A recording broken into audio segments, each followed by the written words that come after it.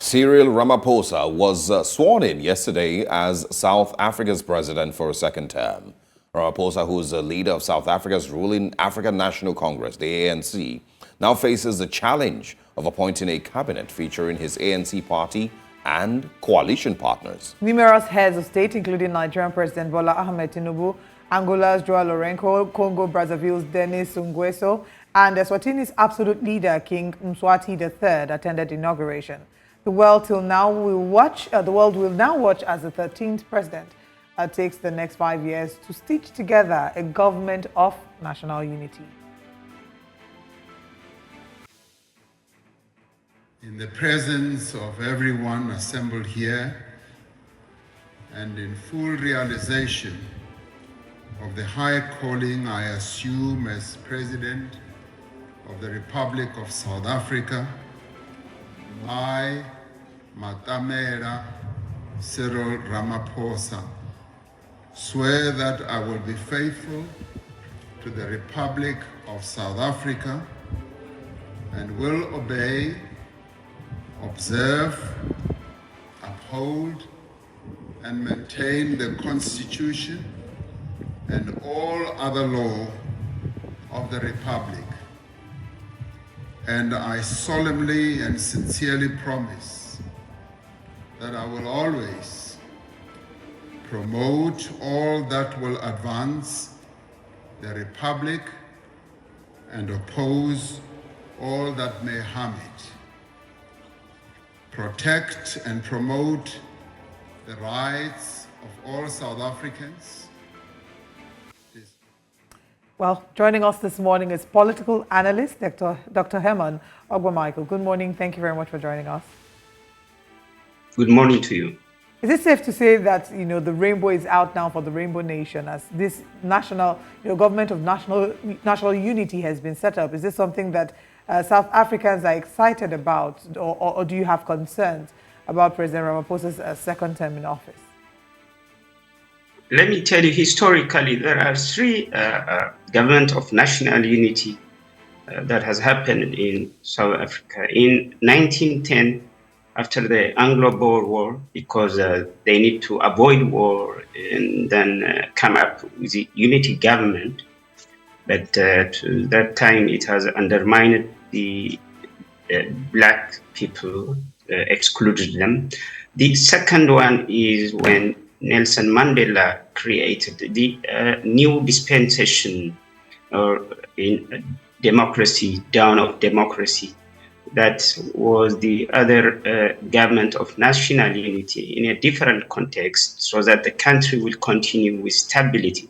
And this is the third government of national unity in which the ANC did not get the outright majority vote. It's just 40%. So there was no choice but to continue with some national stability, and they have to create a unity government, government of national unity, which also embraces the Democratic Alliance, which has a sharp difference in terms of policy with the ANC and some other smaller parties. So it's interesting times.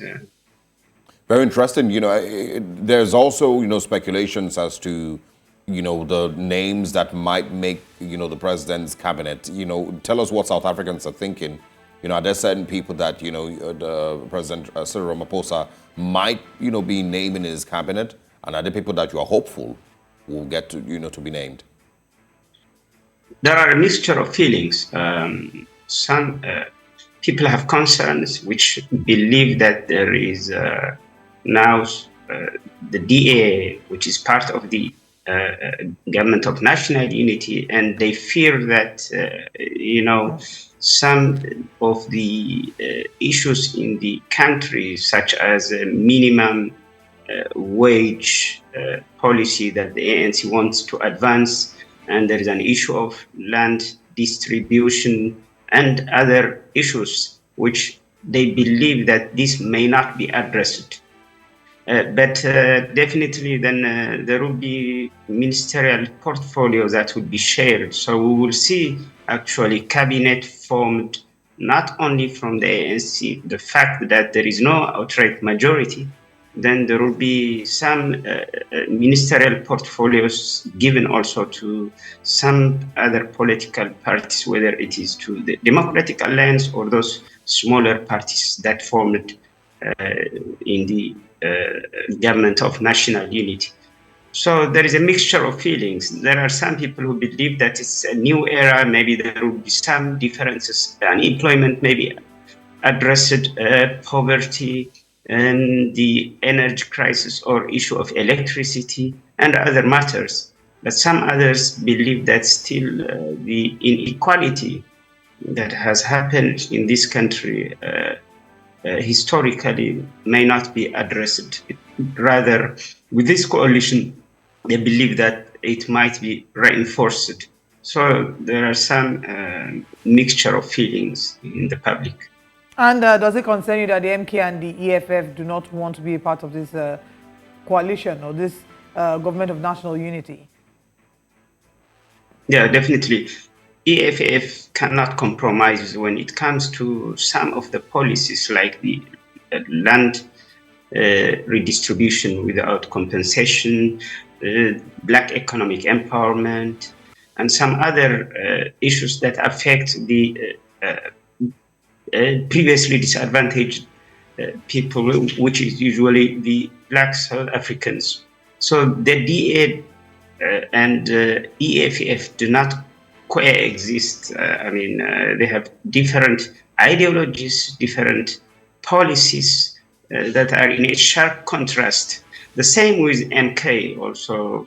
MK or Umkhonto President Zuma seems to have some what do you call tenterhooks or some sort of bitterness with the current president Cyril Ramaphosa.